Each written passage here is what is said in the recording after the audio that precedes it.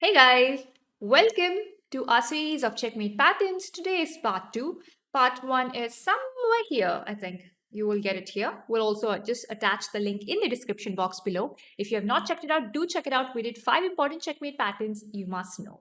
And today we are going to continue with that and we're going to go through more checkmate patterns. And towards the end of the video, as usual, we will have a quiz. So definitely put in your answers in the comment section below. Now let's begin.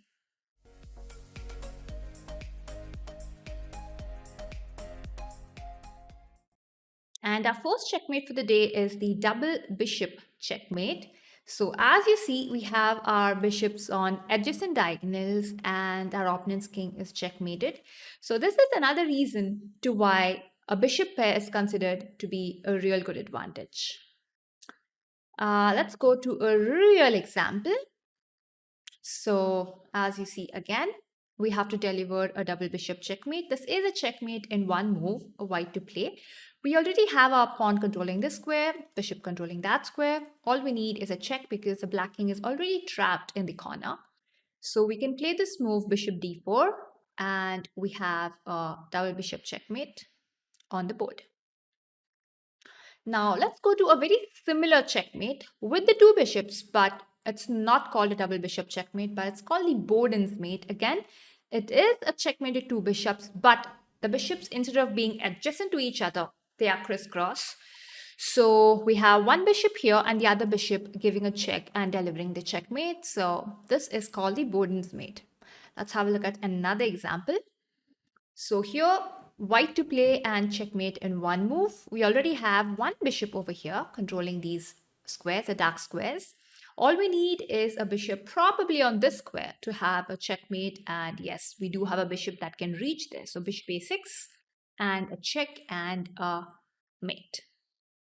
One more example, which is a lot more practical. And this actually happens a lot of times when you castle on the long side. So something to look out for. So here, white to move and checkmate in two moves. It's by force. So white to move, white has this beautiful move, queen into c6. And after b into c6, bishop a6, again, a checkmate.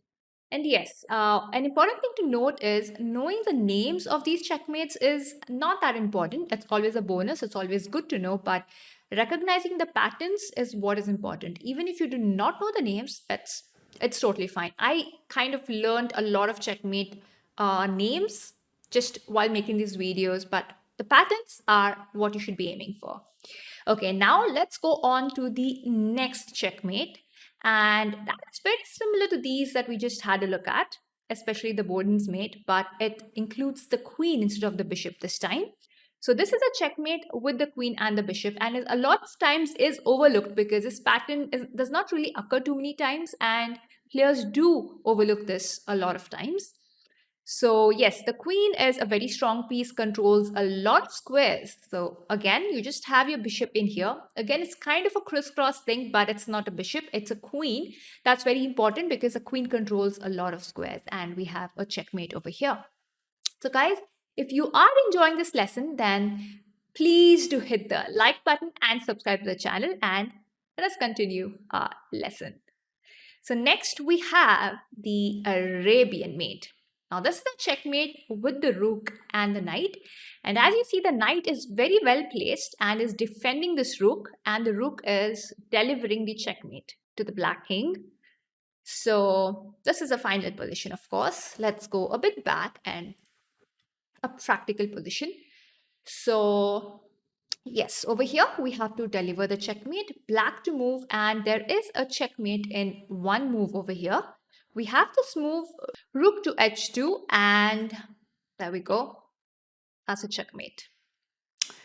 Okay, so now the next example is a really special one because white is Boris Gelfand and black is Vladimir Kramnik, and it's like a super high level game. And this actually occurred in the game. So try to find this answer. How did Kramnik checkmate Gelfand in 3 moves from here? So what happened is rook into b2. And after rook into b2. That was a rook sacrifice, but it was making way for the queen to again sacrifice herself. So the rook sacrificed himself to make way for the queen sacrifice, which ultimately led to the checkmate. A beautiful example. Okay, it's time for the next checkmate, and the next we have is the corner mate. The king is checkmated at the corner of the board, and it's usually with the queen, rook, or knight. Over here, in this example, it's a knight. So as you see, this rook is controlling the g file, so the king is stuck there.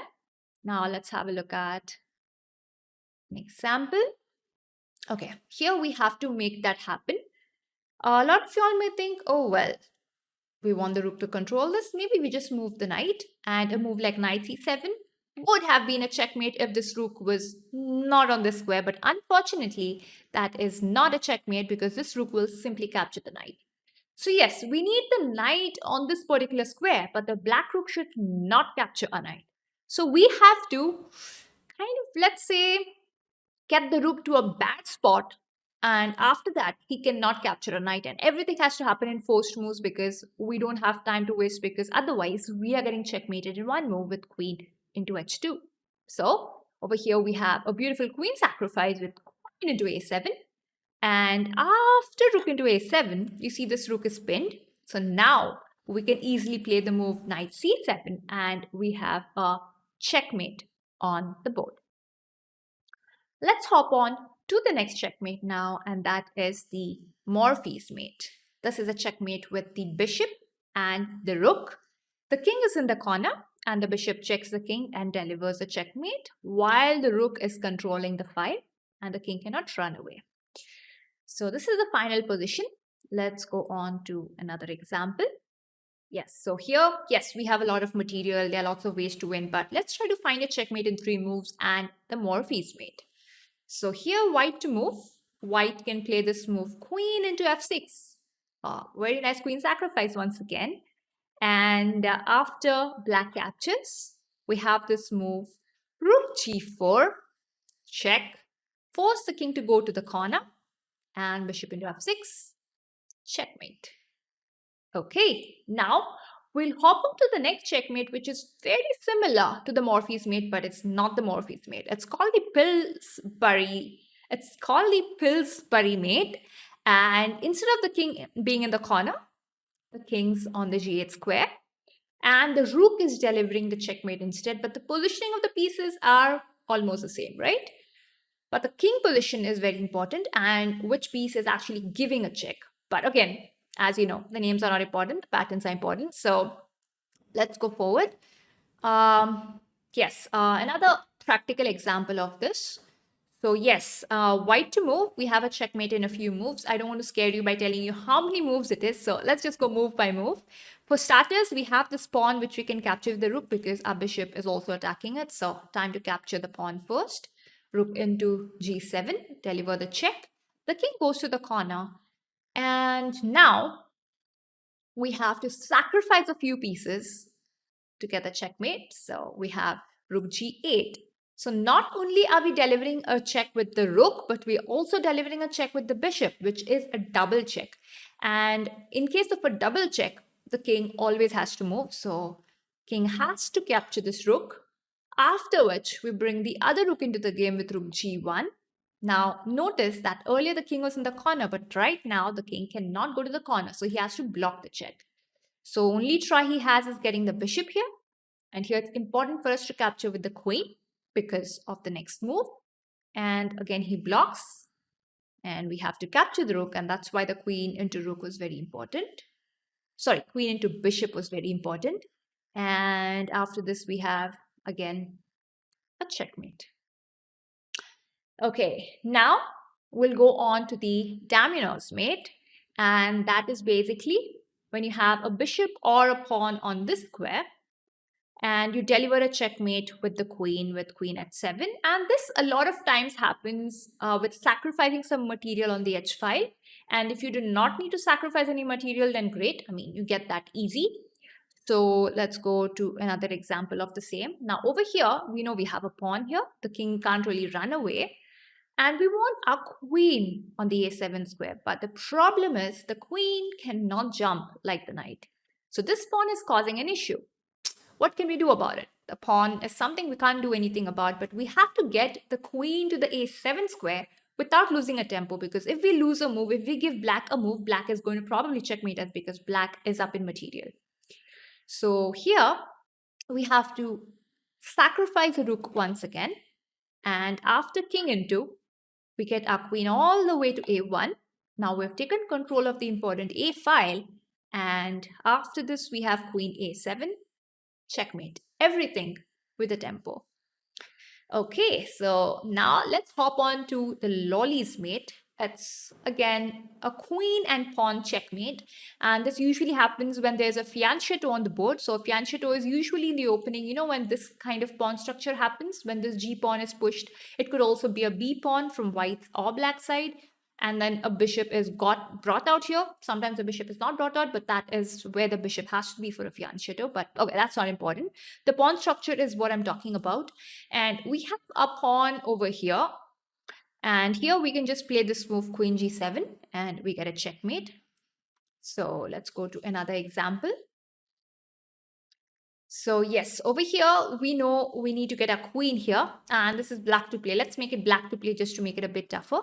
So yes, the king comes here, stops your queen move. So what will you do? Well, it's already winning. There's so many ways to win. It's very easy. So well, it's a good example just to understand the concept. So we have queen h4. We deliver the check first. And the king goes back. And then we have queen h6. Threatening to go queen g7 because our pawn's already attacking that square. And whatever black does now, we just deliver a checkmate. So that's a win for us. Now let's go on to a slightly complex position of the Loli's mate, because after this will be quiz time. So have patience for that. And now we know the Loli's mate, the pawn has to be here while the queen has to be, delivering a checkmate there. So make it happen right away. First, we start with a pawn push. The king has nowhere to go. So this knight has to capture. And after we capture, the king is forced to go to g8. Now we would love to jump with our queen there. Sorry, the arrows went wrong, but yes, queen h6, queen g7. But that's not happening right away. So it's time for some sacrifices as usual. So we have rook h8. Now we're clearing path for our queen in a way. You'll understand how. Now rook check. So we have cleared path for the queen this way. And after king moves, the point is we can't really give black a move because we need to get everything with a tempo. We cannot lose a tempo at all. Everything has to be on the go and black should not get a single move to make. So this is why if you try to play something like queen h6 over here, well, you just get checkmated. You're down in material. You will lose the game. So you have to get everything with the tempo. So again, another rook sacrifice. And after king into, now we go queen h6. We have a check. And after king g8, we have queen g7 and checkmate. So yes, I think we've done a lot of patterns today, and it's time for quiz time. So the first position we have on the board is corner mate. It is white to play and win the game. Position number 2 is also white to play, and the concept is an Arabian mate. Position number 3 is the Morphy's mate, again white to play and win.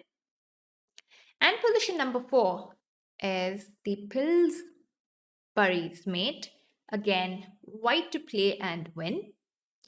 And for this last puzzle of the Pillsbury's mate, try to take some time and get the answer because you'd have to vacate some squares, sacrifice some pieces. So do not stop if you do not get the answer.